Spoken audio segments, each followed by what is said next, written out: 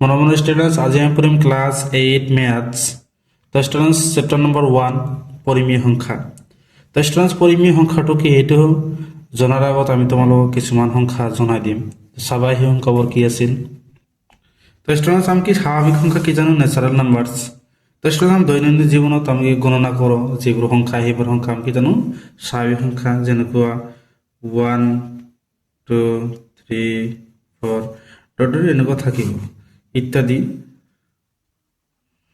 আমি স্বাভাৱিক সংখ্যা আমি কিমান জানো 1 2 3 4 ইয়াৰ মানে ডাঙৰ সংখ্যাটো আমি উলিয়াব নোৱাৰোঁ আৰু এই সংখ্যাবোৰ কি অসীমলৈকে আছে আমি গণনা কৰি শেষ কৰিব নোৱাৰোঁ। তাৰপিছত পূৰ্ণ সংখ্যা মানে কি পূৰ্ণ সংখ্যাটো কি আছিল মানে 0 1 2 3 4 ডট ডট লৈকে কি আছিল আমাৰ পূৰ্ণ সংখ্যা 0 আৰু স্বাভাৱিক সংখ্যাবোৰ তুমি ক'ব পাৰা 1 2 3 4 ডট ডট। ইয়াৰ আমি ডাঙৰ সংখ্যাটো উলিয়াব নোৱাৰোঁ অসীমলৈকে আছে। তাৰপিছত আছে কি অখণ্ড সংখ্যা। অখণ্ড সংখ্যা আমি কি জানো যেটো আমি সংখ্যা ৰেখাত ব্যৱহাৰ কৰোঁ 0 plus minus 1 plus minus 2 plus minus 3 মানে কি 0 প্লাস 0 নহয় মাইনাস 0 নহয়।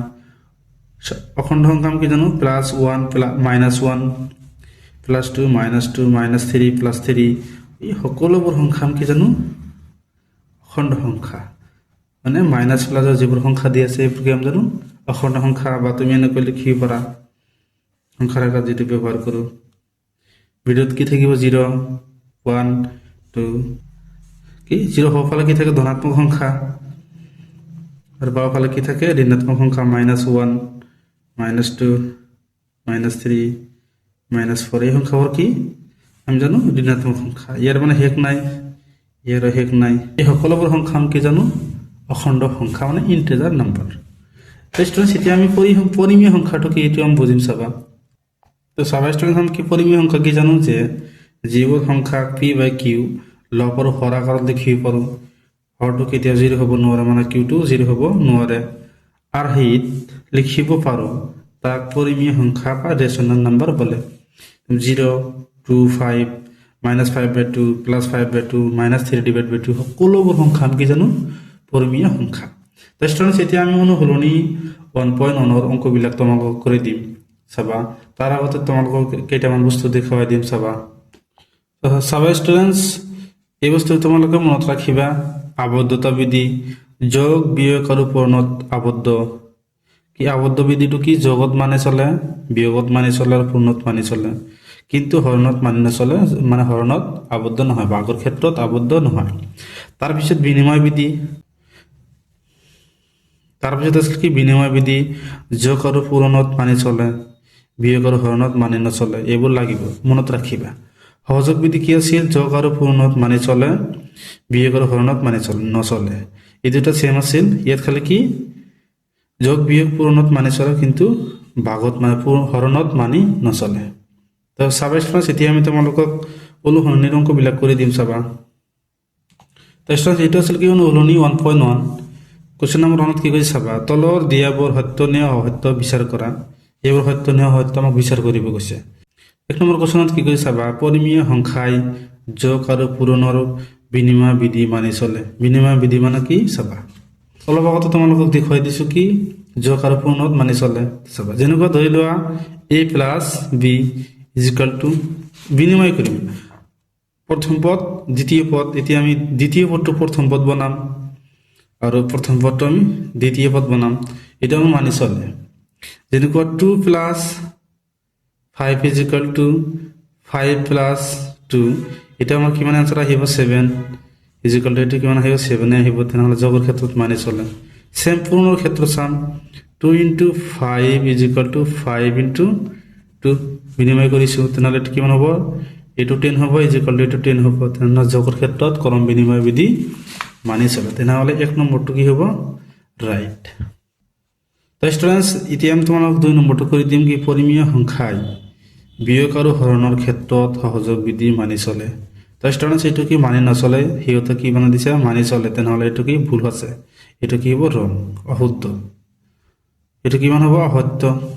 তাৰপিছত কি 3 নম্বৰটো কি আছে পৰিমেয় সংখ্যাই বিয়োগত আবদ্ধ নহয়। তো স্টুডেন্টস আমি কি জানো অলপ আগতে শিকিছোঁ যোগ বিয়োগ আৰু হৰণত কি আবদ্ধ হয় কিন্তু কি হৰণত নহয়, তেনেহ'লে সিহঁতে কি কৈছে বিয়োগত আবদ্ধ নহয়। একচুৱেলি কি হয়, কিন্তু সিহঁতে কি দিছে নহয়, তেনেহ'লে এইটো কি হৈছে ৰং, এইটো সিহঁতে ভুল কৈছে, ওলোটাটো কৈছে, এইটো অসত্য। তাৰপিছত কি 4 নম্বৰ, জিৰ' প্ৰতিকৰম নাই। প্ৰতিকৰম মানে ওলোটা, আমি জিৰ'ৰ প্ৰতিকৰম লিখিব নোৱাৰোঁ। চাইছা, জিৰ'ৰ প্ৰতিকৰম এটা আছে জিৰ', ইয়াৰ প্ৰতিকৰমটো আমি কেনেকৈ জানো, 1/0 জানো। এইটো কি জানো, তেনেহ'লে আমি জানো যে হৰটো কেতিয়াও জিৰ' হ'ব নোৱাৰে, তেনেহ'লে আমি কি ক'ব পাৰোঁ যে শূন্যৰ প্ৰতিকৰম নাই, এইটো কি ৰাইট, সত্য। তাৰপিছত 5 নম্বৰটো কি কৈছে যে জিৰ'টো পৰিমেয় সংখ্যা হয়, এইটো আমি কি জানো, জিৰ'টো পৰিমেয় সংখ্যা হয়।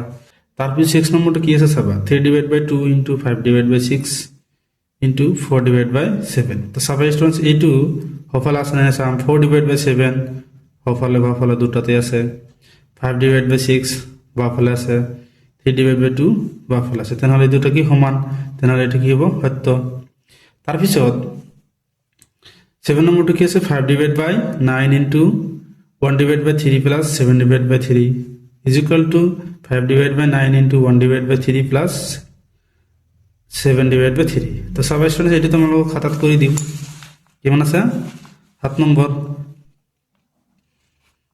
5/9 এটা আমাক দি আছে। চাবা ষ্টুডেণ্টছ, আমি কি কৰিম, 5/9টো ইয়াৰ লগত কোন হিচাপত আছে আমি পূৰণ কৰি দিম, 5/9 into 1/3 plus 5/9 into 7/3 is equal to 5/9 into 1/3 plus 7/3।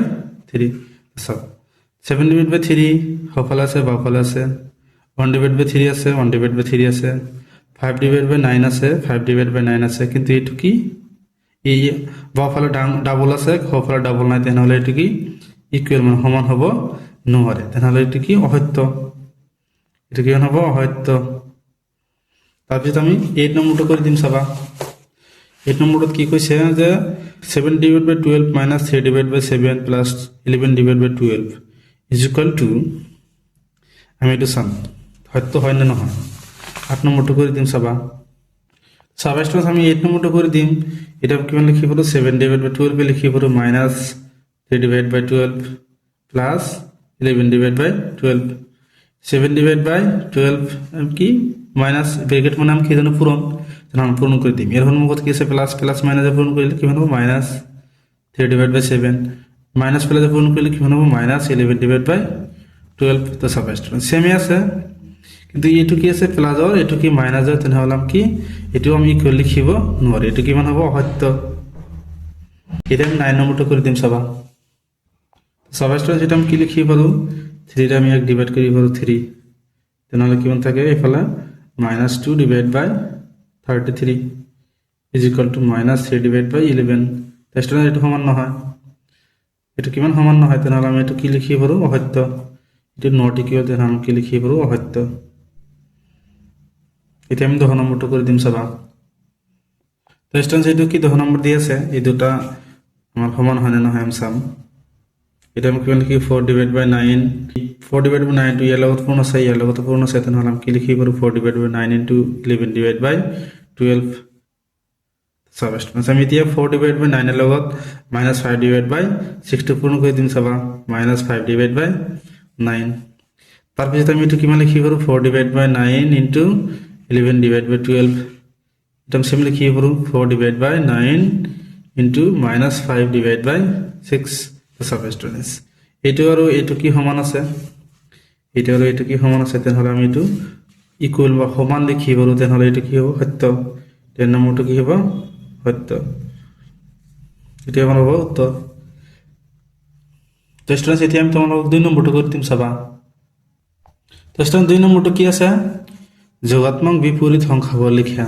যোগাত্মক যদি মাইনাছ থাকে তেনেহ'লে প্লাছ, প্লাছ থাকিলে তেনেহ'লে কি হ'ব মাইনাছ, মানে বিপৰীত, মানে প্লাছ থাকিলে প্লাছৰ উল্টাটো আমি কি জানো মাইনাছ, মাইনাছৰ উল্টাটো কি জানো প্লাছ, ইয়াৰ উল্টাটো লিখিব কৈছে। চাব ষ্টুডেণ্টছ তোমালোকক কৰি দি আছোঁ, তো চাব ষ্টুডেণ্ট ইয়াৰ উল্টাটো লিখিব কৈছে, এইটো মাইনাছ আছে, তো ষ্টুডেণ্ট আমি যোগাত্মক লিখিব কৈছে, এইটো মাইনাছ আছে, আমি কি লিখিম 7/9, প্লাছ 3 দি আছে, ইয়াৰ যোগাত্মক বিপৰীতটো কিমান হ'ব -3, আৰু এইটো কি যোগাত্মক বিপৰীত কিমান হ'ব -2/8 আছে, তেনেহ'লে প্লাছৰ 2/8 কি হ'ব 8, এটা আমাৰ কিমান দি আছে সাবস্ট্ৰেট হৰটো কি কেতিয়া মাইনাসৰ হ'ব নোৱাৰে তেনে হৰটোতে মাইনাস আছে মাইনাসটো কি লগত লৈ যাম মানে -19 ডিভাইড বাই 7 ইয়াৰ জগত মোক বিপৰীত কিমান হ'ব প্লাসৰ 19 ডিভাইড বাই 7 এইটো কিমান দি আছে -a ডিভাইড বাই c তেনেহলে এইটো কি হ'ব a ডিভাইড বাই c হ'ব কাৰণ মাইনাস প্লাস হ'ব এইটো আমাৰ কি হ'ব উত্তৰ তো স্টুডেন্টস ভিডিওটো ভালো লাগলে চ্যানেলটো সাবস্ক্ৰাইব কৰে দিবা থ্যাংক ইউ স্টুডেন্টস